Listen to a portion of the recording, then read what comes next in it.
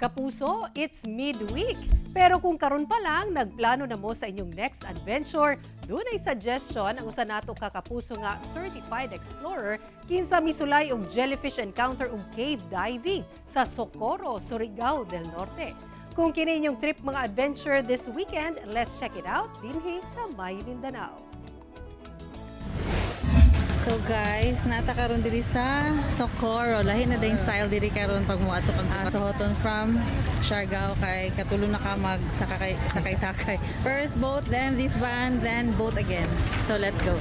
Sa among pagsakay sa second boat, that will take us to the different caves in Sohoton Cove sa Socorro, Surigao del Norte. Magkahalo nga excitement ug kulba ang akong na-feel.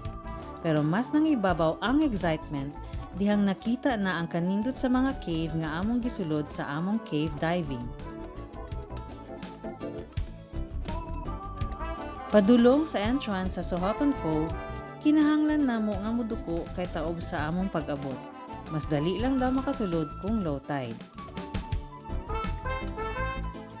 Pero sa pagsulod namo, tuod gyud, way sama ang kanindot sa wonder sa nature.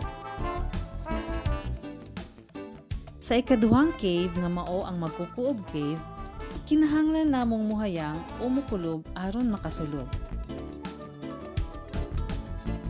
Ug sa among next cave dive, kinahanglan namo nga mupugong og ginhawa kadali aron makasulod sa Hagukan Cave.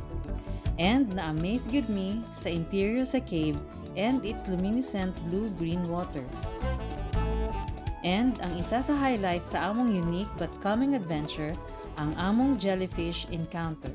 Pero not to worry kay harmless kini nga jellyfish, so perfect for your family adventure. So sa akong bucket list of adventure, cave diving, check. Jellyfish encounter, check. So what's next? Let's see as we explore Mindanao. Ako si Rosel Antoniano and this is My Mindanao.